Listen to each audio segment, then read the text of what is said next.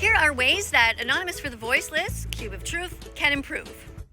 Number 1, every time that you meet, make sure it is on time and it is as efficient as possible. If people are getting babysitters or are driving far to go there and are paying for parking, they want the thing to start on time.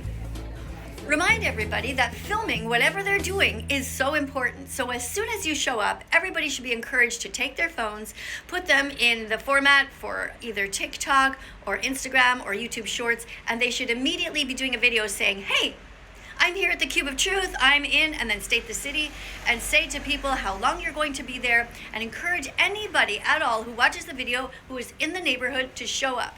Don't forget to tag the location of exactly where you are. Becoming used to holding our phones and making videos like this, it takes effort. Yes, it takes time, but it is so important to keep practicing. I was always a shy person. I never saw myself holding a phone like this and talking directly into the camera. But these are skills that are so important to learn, and we should all be doing at least 15-second videos before every single cube. I'd like to say something a little bit about the masks. I personally never like to hold the TV because I hate wearing a mask. I feel like I'm suffocating in there, and maybe because of my glasses or the shape of my face, the mask is always falling down or not staying perfectly over my eyes, and I have a hard time seeing. I've also had other people tell me that they feel a bit claustrophobic with that.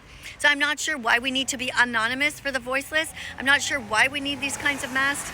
I think that this could be something that we could evolve with regard to the Cube of Truth. But even still, let's say it doesn't bother you to wear a mask, you're fine with it. The type of mask that is used has already been used for multiple other things, and people get the wrong idea. They don't know what the Cube of Truth is about when they're walking by, and that's a big problem. The masks are creepy looking. They are of a male face who has kind of a weird expression on his face. And I would never personally approach a TV with somebody who is holding a mask because it looks scary to me. I don't know if they're gonna jump out at me. I feel like it is kind of intimidating, and I think that the TVs would be more likely to be seen if people behind them weren't wearing masks. But let's say you love the mask idea. Okay, fine.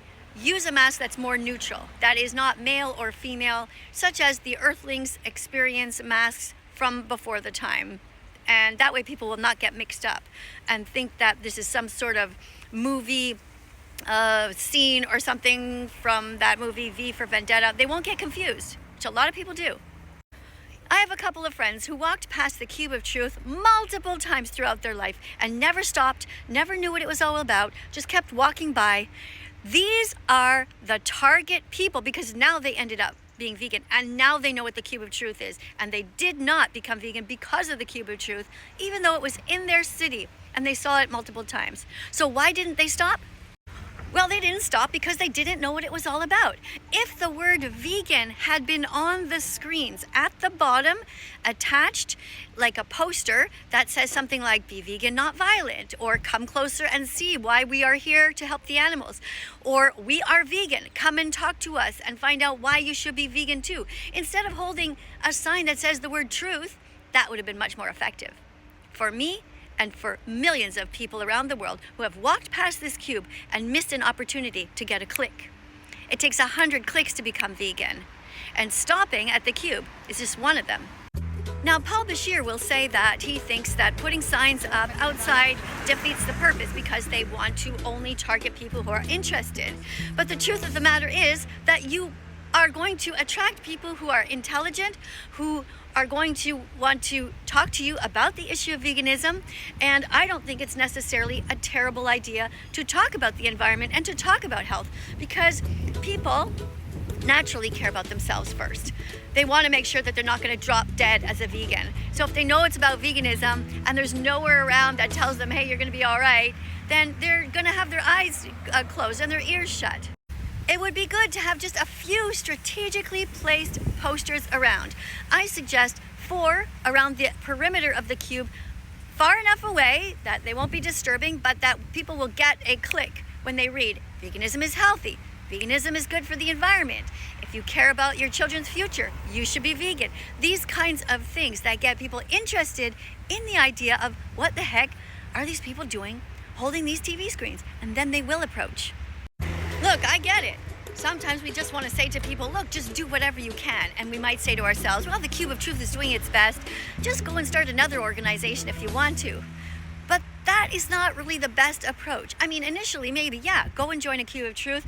Do what you can. Hold the TV if you can. Support the activists there. But in truth, if we really want a vegan world, we have to, all of us, step it up a notch. We have to be the most efficient, effective communicators and spreaders of the word through social media as possible. So should you join a Cube of Truth? Absolutely. Why not? You're going to meet a lot of vegans. You're going to meet a lot of friends. You're going to go out to dinner with them. But is that the only form of activism that you should be doing? Definitely not. There are so many cities that have Cube of Truths only 2 times a month, or even 1 time a month. And the rest of the time, what the hell are they doing? The TVs are sitting in somebody's basement. It's not okay. Cube of Truth events should be held more often, more effectively, and we should be encouraging people to film at the beginning and also at the end. So in other words, put up a quick video at the beginning saying, hey, I'm here, and post it immediately, telling people what you're doing, why you're wearing a mask, or what the event is all about, what the Cube of Truth is about. And then at the end, tell people that you did it. So in a club called Toastmasters, they tell you how to give a speech. And they say, tell people what you're going to say, then say it, and then tell them that you said it. So in other words, tell people that you're going to be at the Cube, tell them that you are at the Cube, and then at the end, tell them what you did at the Cube. And then, most importantly, invite them back next time. The reason we don't have a vegan world is not because of the non-vegans. It's because of the vegans who are too quiet. We need them to step out. We need them to wake up, and we need them to do activism. You watching this video is helpful, but now, are you going to share it? Are you going to make your own video about this subject?